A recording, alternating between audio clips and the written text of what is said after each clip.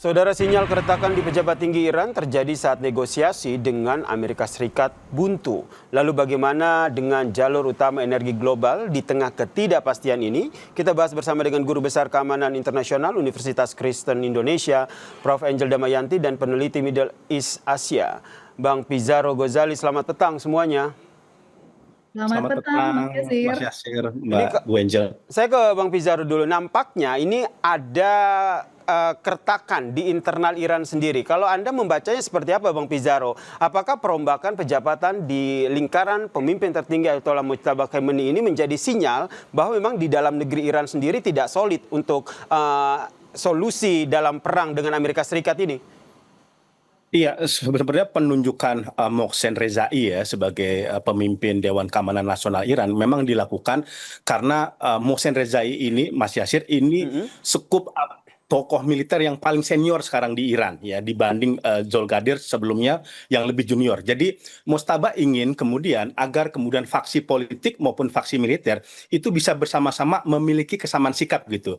Dan tokoh yang paling tepat itu ya Mohsen Rezai karena dia senior, dia pernah menjadi komandan ARJC, dia juga dekat dengan Mojtaba dan lain sebagainya. Problematikanya sekarang kan Mas Yasir, Mojtaba ini kan bisa dibilang kan agak goib ya. Dia agak sulit berkomunikasi kepada bawahannya, kepada rekan-rekan di bawah dari pemimpinannya, maka dia perlu jembatan yang bisa dipercaya.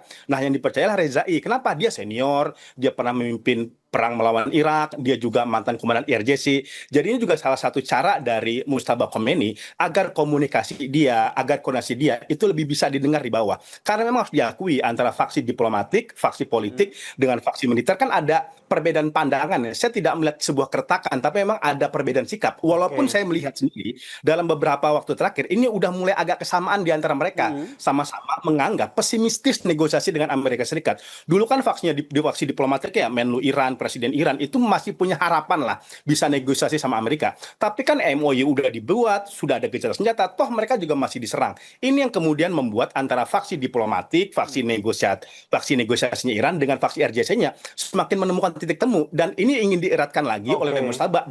Sehingga Bang Pizarro sendiri melihatnya sebenarnya tidak ada keretakan di Iran sendiri, tapi lebih kepada upaya dari Mojtaba untuk menyatukan visi satu pikiran antara faksi politik dan juga diplomatik dan juga faksi militer ini. Kalau Prof. Damayanti sendiri melihatnya seperti apa? Dengan keinginan Mojtaba untuk menyatukan dua faksi yang ada di internal Iran ini, apakah ini sebagai tanda bahwa sebenarnya Iran sendiri ingin mendorong lebih kepada negosiasi seperti yang juga didorong oleh Presiden Iran sendiri?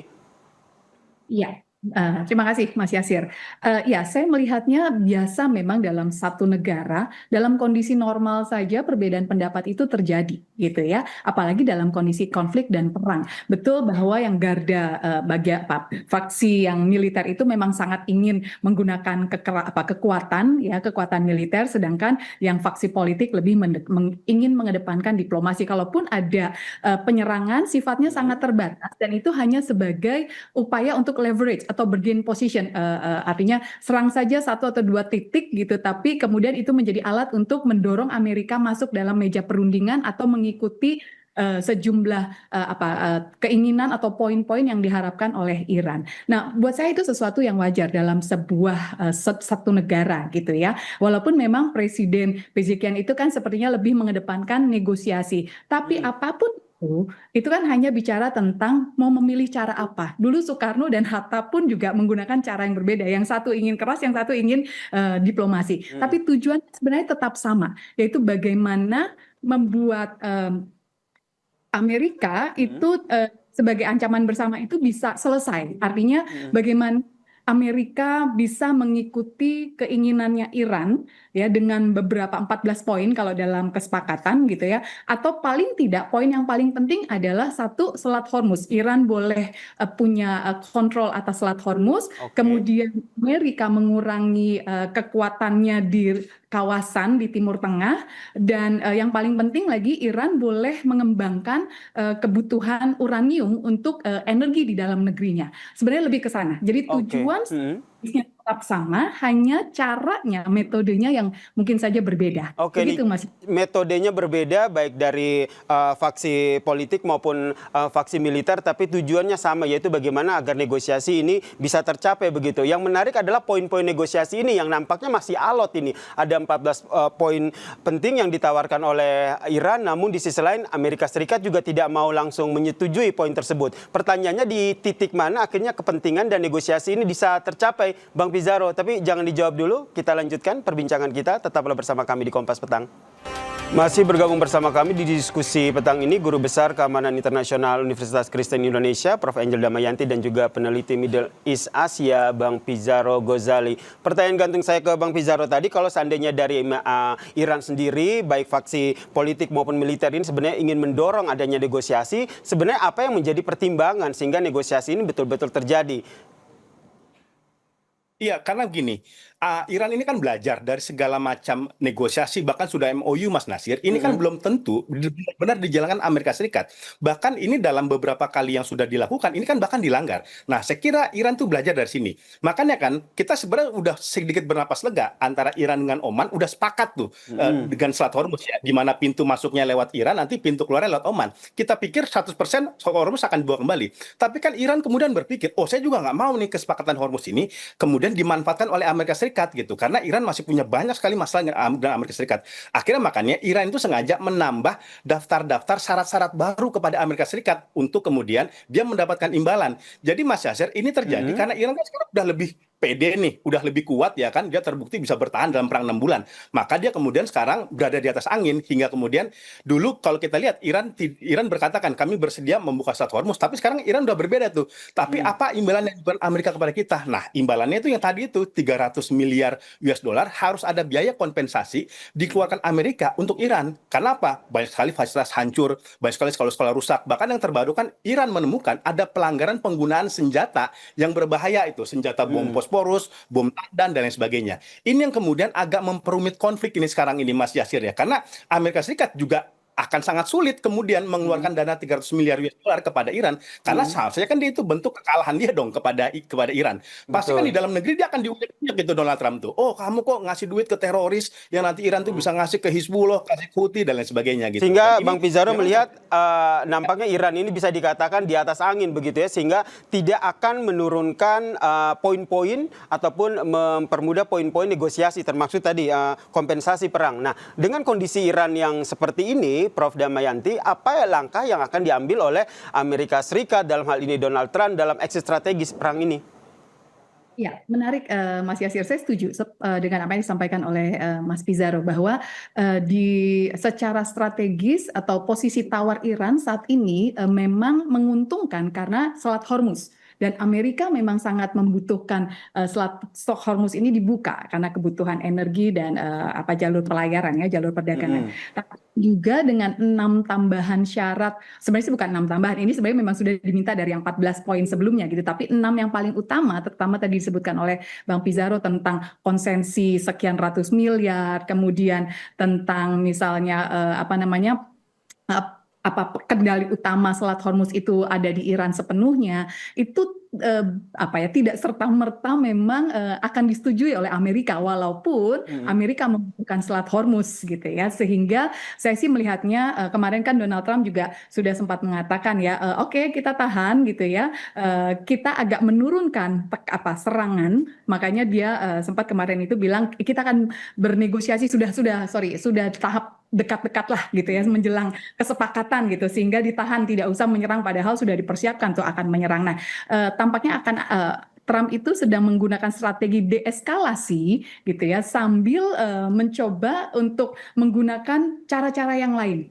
Termasuk misalnya di satu sisi kan Amerika juga punya bargaining position, leverage ya. Leverage-nya Amerika tuh misalnya kekuatan militernya Amerika yang memang cukup besar gitu, yang mungkin lebih besar dibandingkan Iran, plus negara-negara Teluk somehow itu ya secara strategis mitranya Amerika gitu. Selain memang Amerika memberikan payung keamanan gitu ya, kemudian mereka juga punya hubungan ekonomi dengan Amerika dan lain sebagainya, sehingga itu bisa menjadi leverage-nya untuk Amerika. Jadi tidak serta-merta Amerika menyetujui maunya Iran, ya. tapi karena Amerika punya bargaining position. Nah, di sini yang membuat menjadi sulit gitu ya. Iran kekeh dengan maunya, Amerika walaupun dianggap katakanlah sepertinya tadi kata Bang Pizarro agak kalah posisi, tapi somehow sebenarnya masih punya bargaining position, sehingga yang lebih dibutuhkan saat ini adalah para mediatornya itu harus benar-benar kuat meyakinkan kedua belah pihak bahwa Iran dan Amerika memang harus berdamai. Karena tanpa kesepakatan di antara keduanya, konflik berkepanjangan itu tidak akan baik untuk regional maupun global. Sehingga dibaca ke depannya ini akan seperti apa Bang Pizarro? Kalau kita lihat dari Iran dan juga Amerika Serikat ini nampaknya bacaan kita ya, nampaknya tidak ada titik temu jika kita kaitkan dengan peran-peran dari negara-negara teluk dan negara-negara kawasan dan juga negara-negara yang berada di sekutu Amerika Serikat. Iya, tampaknya Mas Yasir, negosiasi ataupun diplomasi dalam waktu dekat itu masih agak jauh kita lihat ya di antara mereka. Tetapi masih ada hal yang memungkinkan tadi seperti Prof. Engel mengatakan, ini peran mediator. Iran sendiri kan mengatakan, kami memang tidak mau berdiplomasi negosiasi sama Amerika, tapi kami mau bertukar pesan. Nah, artinya kan sebenarnya ada sinyal juga dari Iran ya, bahwa mereka tetap sebenarnya membuka peluang diplomasi walaupun itu sangat sempit, sangat kecil. Itu yang pertama. Yang kedua, tampaknya perlu ada kemudian tindakan konkret agar membawa Iran kembali mau ke negosiasi. Contohnya Mas Yasir, tadi misalkan DP ya kan Iran mengatakan kami mau ke negosiasi kalau kemudian dicairkan nih aset-aset kita yang ditahan. Betul. Mungkin Amerika Serikat kalau 100% itu mungkin malu juga. Ya mungkin 25% lah dikasih ya. Kemudian aset-aset yang selama ini dibekukan diberikan. Kemudian sanksi ekonomi misalkan ada 10, duanya dicabut dulu sebagai itikat baik gitu. Karena Iran ini juga dia melihat Venezuela. Venezuela itu udah dikuasai oleh Donald Trump tapi sanksi aja belum dicabut sampai sekarang walaupun Maduro udah ditumbangkan. Nah, itu menurut saya ada rasa semacam ketidakyakinan dan ketidakpercayaan Iran untuk mau masuk ke negosiasi. Dan caranya ialah kalau 309 agak berat Mas Yasir, kasih misalkan 10 miliar US dollar, 20 miliar dolar sebagai tanda itikat baik dari Donald Trump untuk kemudian membawa Iran kembali ke meja perundingan. Pertanyaannya Donald Trump akan melakukan hal itu tidak Bang Pizarro? Karena kita lihat selama ini kan pernyataan-pernyataan dari Donald Trump ini kan bisa dikatakan tidak bisa dipegang begitu. Pilihannya Mas Yasir, Amerika itu cuma dua, mau rugi banyak apa mau rugi dikit. Tapi kalau untung agak susah. Kayak gitu ya. Karena gini, kalau dia tidak melakukan itu, maka pilihannya perang yang akan lebih panjang. Dan itu tidak menguntungkan bagi Amerika Serikat.